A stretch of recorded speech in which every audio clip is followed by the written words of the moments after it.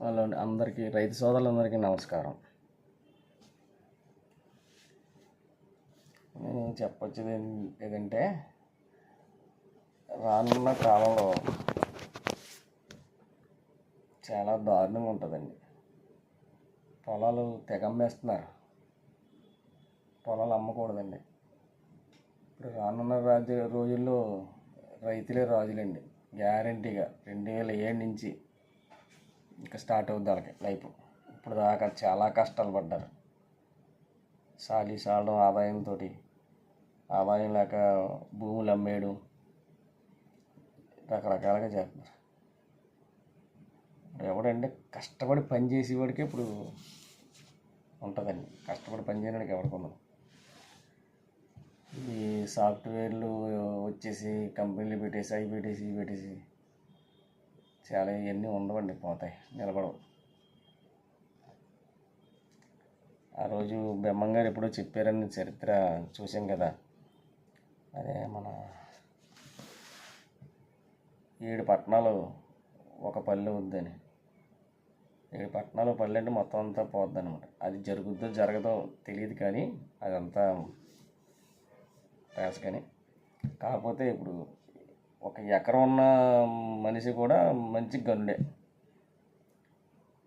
ఎందుకంటే రానున్న కాలంలో పొలం ఉండదండి. పంట పండించడానికి ఏ పొలం ఉండదు, మొత్తం అంతా తీసేస్తున్నారు. ఇప్పుడు మనం తినడానికి ఎలాగొస్తుందండి? చిప్స్ను కంప్యూటర్లు కానీ తింటామా? తినమండి. అందుకని దయించి పొలాలు అమ్మొద్దు, వ్యవసాయం చేయండి.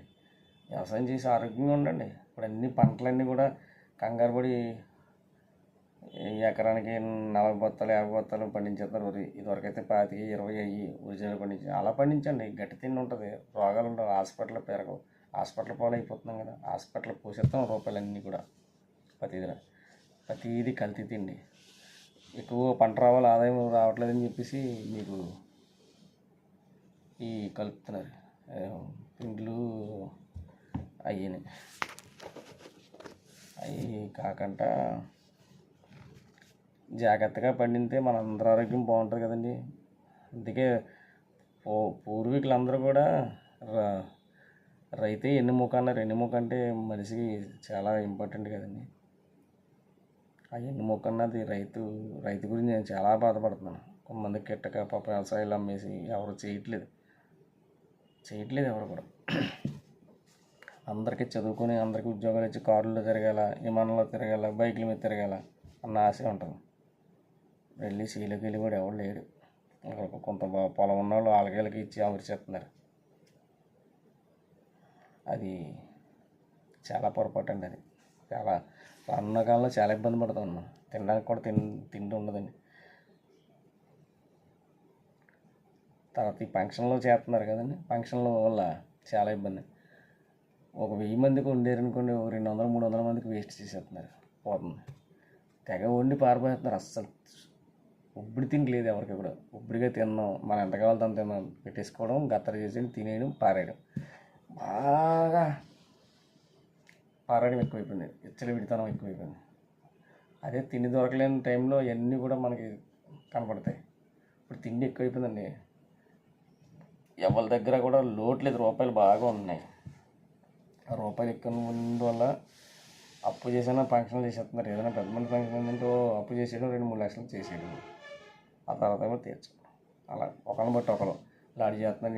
వీడు 2 రకాలు పెట్టాడు, వీడు 3 రకాలు, వాడు 4 రకాలు, ఇంకొకటి 5 రకాలు. ఎందుకంటే రకాలు శుభ్రంగా 1 2 వేసి కట్టు నిండా తినేలాగా పెట్టాలి తప్ప తినకంట వేస్ట్ చేస్తున్నారు. 12 రకాలు 15 రకాలు ఎందుకంటే ఎవడు తినేస్తాడు? ఇంత ఆకు అందులో ఇంత కూడా తిండి ఎవడను.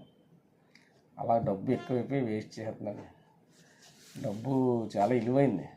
మనిషి జీవితం కంటే డబ్బు చాలా విలువైంది. జీవితం ఇదివరకంటే పూర్వీకులు ఉండేవారు కాబట్టి పెద్దలు ఎవడో పెద్ద మనిషి ఉంటూ ఊళ్ళో ఆడిని గౌరవించి ఆడు చెప్పింది చేసేవారు. అలా పెద్ద మనుషులు ఎవరు లేరండి, వాళ్ళంతా పోయారు. ఇప్పుడు డబ్బే మెయిన్.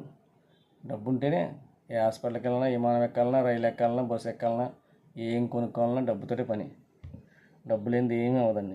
ఇక డబ్బు చాలా జాగ్రత్తగా దాచుకోవాలండి. చాలా ఇచ్చలవిడితనం ఎక్కువైపోయిందండి ప్రతిదీ కూడా. అది నాకు బాధేసి చెప్తున్నాను. చాలా బాధగా ఉంది. ఈ ఎక్కడ పోద్ది ప్రపంచం. కుర్రోళ్ళు అసలు మాటలకి ఇంత ఎవరు కూడా ఎవడు ఇష్టం వచ్చినాడు సెల్ ఫోన్లు, ఆ ఫోన్లు, ఈ ఫోన్లు. ప్రపంచం ఎక్కడికో పోతుందండి. పోయింది, పోవడమేటి ఎప్పుడో పోయింది.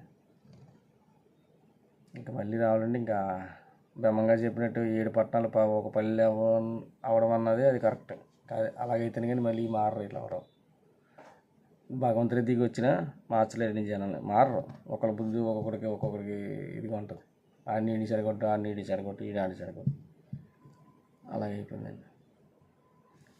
దయించి మీరు పొలాలు అమ్మకండి, రైతు సోదరులందరూ కూడా.